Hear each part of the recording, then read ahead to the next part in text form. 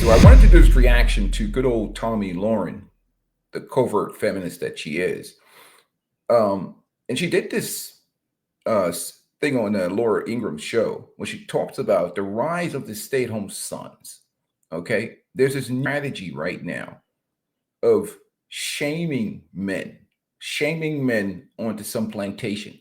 Not that men should not be the best version of themselves for them, for yourself, and everything trickle down from you. That's my philosophy on life. But it's this idea of getting men to do things, to be a sacrificial animal for everybody else. But there's no conversation about what men want, what men desire, or what the society, or what do you offer men? What incentive is it for men? They want to talk about men's sacrifice and men's duty, but they don't want to talk nothing about what you should be doing for men. What are the expectations of men? Are men even getting wholesome women? But let's go ahead and let Tomi go on with her, diatribe, and we'll respond to it later. Speaker Johnson has been talking about those maybe deadbeat folks that are on Medicaid, and maybe some of those folks are the stay-at-home sons. We don't know. But I'll tell you this, leave it to Gen Z to rebrand laziness and social awkwardness as something cutesy, like a stay-at-home son. They did much the same thing with quiet quitting, where you can go to work and do less. And if you call it quiet quitting, it's somehow better. But Laura, I got to tell you, this is also a big problem when it comes to, I think, declining birth rates, people not getting married and having children. That's a big problem. They blame it on women. Well, look at what young women have to choose from. The pickings are slim. Yes, we might have a feminism problem in America, but it's the feminization of men. There are a lot of young women out there that want to get married. They want to have kids. They want to have stable families. But there are a lot of young men out there who want to live in mama's basement and order DoorDash. And therein lies a big part of the problem. So here we go again. They want to get married. They want to have families on their terms, where nothing is really in it for men. So really, men's response really is just a reaction to the current environment. It's just basically they see and they understand how unfair the environment is. They see what their grandfathers, their fathers, and everybody else has had to go through. Let me give you an example of some of the stuff that guys have witnessed in their lives. Let's continue. My husband not doing things that he should be doing, such as spending quality time with me and our 17-year-old daughter. Okay. He's just not coming up to par, and frankly, I'm tired. I'm sick and tired of it. All right. Now, what does that have to do with me? Well, I want a divorce. You want a divorce because of that? You want to put him on child support because of that? Yes, obviously. I mean, he is the provider of our home, and absolutely, I want child support. He's the provider of your home, and you just want to get rid of him like that? He doesn't take me out. We don't do fun things anymore. And frankly, I'm bored. Oh, okay. I'm not really sure why I'm here. I'm recently retired. I'm tired. I worked 50 years. Where did you retire from? From the military. Thank you for your service, sir. Thank you. So there's a few things that I don't do as a married woman. Number one, I do not cook for my husband. I only cook for my children. My husband will be making his own breakfast, lunch, and dinner. Number two, I do not help him pay any bills.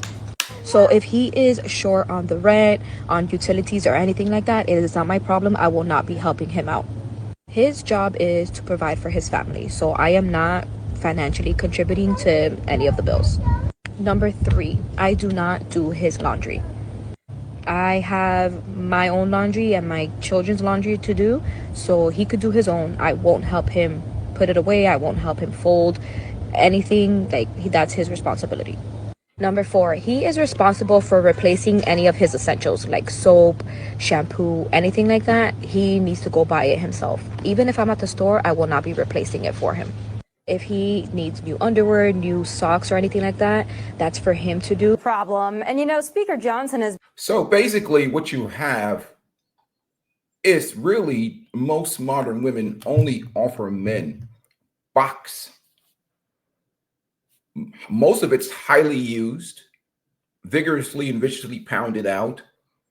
And this is what she wants these guys, these young men, to really put their future on the line for. Really, she just, I mean, obviously this is scripted for her. She's just another agent of the government trying to get men back, get certain men into the fueling the engine of capitalism mindset, which men should be working and producing for themselves.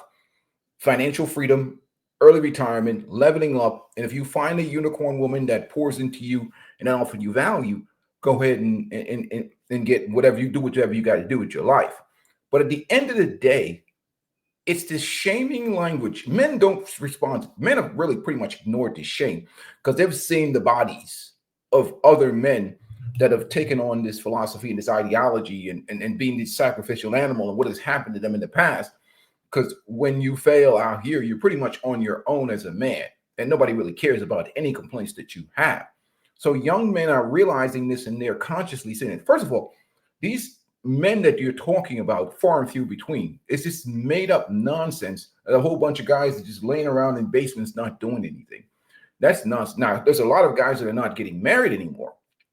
We can agree on that. But this, epidemic of large proportion, what they say is really just a bunch of young men that really just live lives for themselves because they see no incentive to being in a relationship with a modern woman. Now, also you talk about sex. The market is flooded with sex. Sexual liberation took care of that. There is not as much incels as people think there are. Some of these guys, these young people are hooking up through Instagram and all of these other places that they do on social media. So they're getting access to sex. Now, whatever percentage of the young men that are not getting sex or whatever else, they've pretty much gone into their own world. But inevitably, what we got to understand is the incentive is gone. What are you going to be? A shadow of your former self, Homer Simpson, or some guy that's having the soul sucked out of him, had been drained out of him, to be with some vampire like Tomi Lahren or some ball-busting, irritating feminist that he has to come home to every day? That's really not a good, positive incentive for a man to want to give up his freedom and give up his future and sacrifice his life and protect and provide for somebody that's just an irritation. There's somebody that's just insufferable, which is majority, not the good women. We're not talking about you good women. The majority of these women are insufferable. And it doesn't matter whether some of them are conservatives or whatever else, because many of them are just covert feminists. Many of them didn't go back to their conservative roots until they've racked on about 20 or 30 bodies, and that's what really happens. So again, it's rebranding of women really to get men on this plantation. You notice that she never talks about changing marriage laws or changing things that make anything favorable or in a man's best interest. Nobody wants to talk about the laws. All these podcasts and all these people they're talking, none of them want to talk about changing marriage laws. They don't want to talk about how we got here. They don't want to talk about how the last 67 years you've been beating down on masculinity and manhood. Some of them support policies that challenge the very notion and idea of manhood and masculinity. What is a man? And they want to talk about what men should be doing. You can't even define what is a man. You think gender is a construct. And that's what the policies that you support.